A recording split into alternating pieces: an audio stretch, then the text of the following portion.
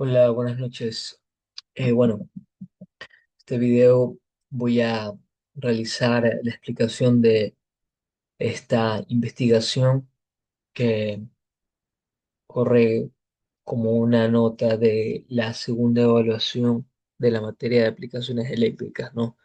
Entonces, bueno, en esta investigación pues se tiene como objetivo realizar primero una adquisición de lo que son los conceptos básicos y avanzados de los motores y generadores de corriente directa, incluyendo una descripción de lo que son conexiones en serie paralelo y compuesta. Aparte de eso, también explicar los métodos para realizar pruebas de vacío y rotor bloqueadas en máquinas de corriente directa o corriente continua.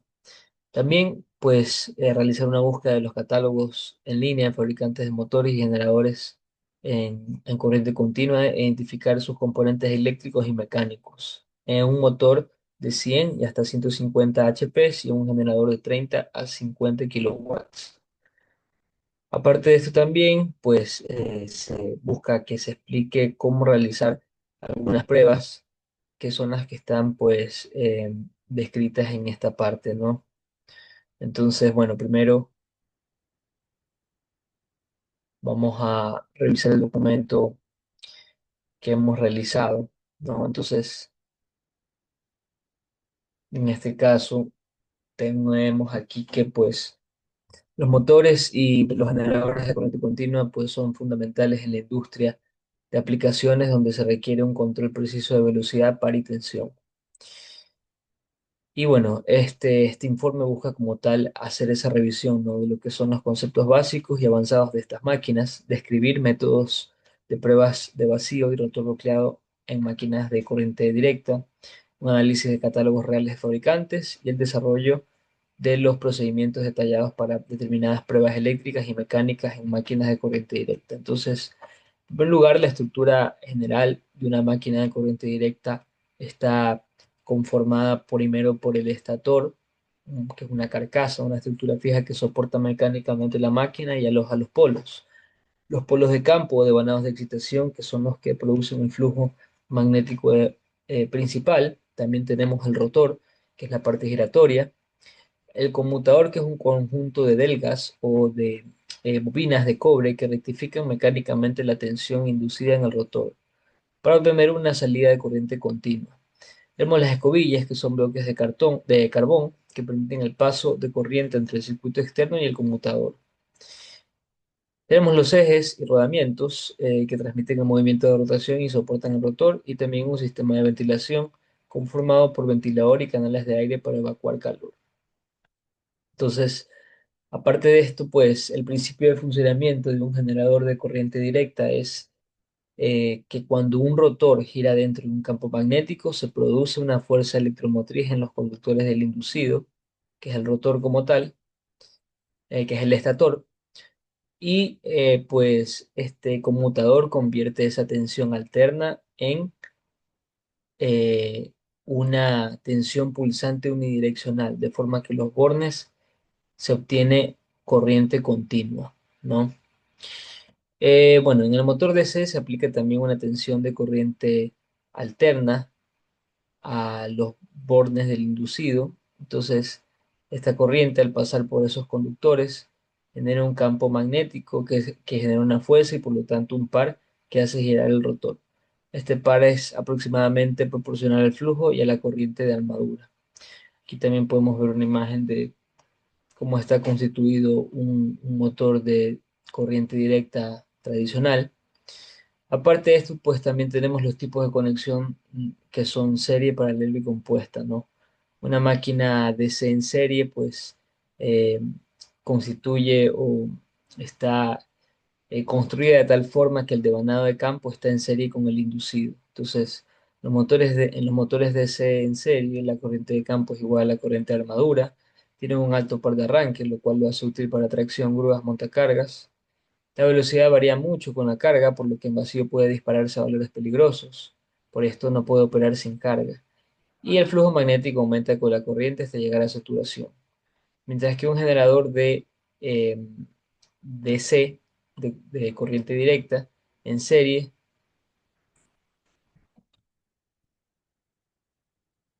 Eh, la tensión generada pues depende fuertemente de la corriente de carga, por lo que su regulación de tensión es pobre y por esto se emplea poco como generador independiente. También tenemos las máquinas de C shunt o en paralelo.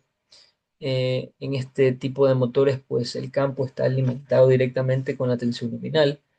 La corriente de campo es casi constante y tiene una buena regulación de velocidad, por lo que se mantiene casi constante con la carga. Aparte de eso, tiene un par de arranque moderado, lo cual es suficiente para muchas aplicaciones industriales. El generador de C en paralelo puede ser autoexcitado. Esto significa que el campo se alimenta de la propia tensión generada, mientras que la regulación de tensión depende de la resistencia de campo y de la reacción de armadura en el generador de C en paralelo. Por otro lado, la máquina de C compound o compuesta, pues combina un devanado paralelo y uno en serie. Existen dos tipos, ¿no? El compound cumulativo, donde el flujo en serie se suma al flujo en paralelo, mejorando el par a carga alta o manteniendo mejor la tensión. El, el compuesto diferencial, donde el flujo en serie se opone al paralelo, lo cual se usa muy poco en la práctica. Bueno, pues este motor, un motor de ese compuesto, tiene un par de arranque mejor que el paralelo, tiene una muy buena regulación de velocidad y es muy usado en ascensores y aplicaciones con variación de carga. Mientras que el generador de C eh, compuesto permite mantener la tensión casi constante al variar la carga mediante un adecuado diseño del devanado en serie.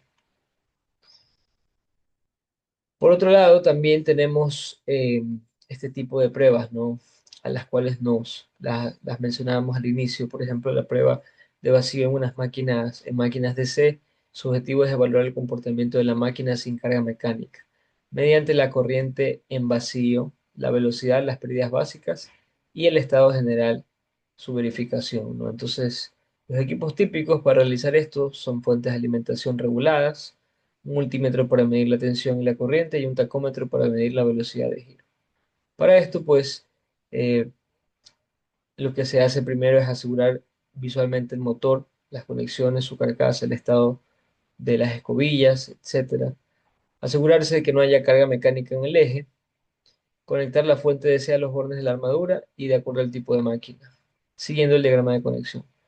Se debe aplicar la tensión nominal de forma gradual, controlando la corriente de arranque, y una vez que se alcance la velocidad estable, se debe registrar tensión, corriente de armadura en vacío y corriente de campo.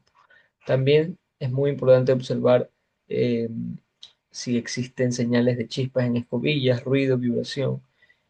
Y bueno, se debe repetir la prueba para diferentes niveles de tensión en caso de que se requiera trazar una curva característica de velocidad y tensión.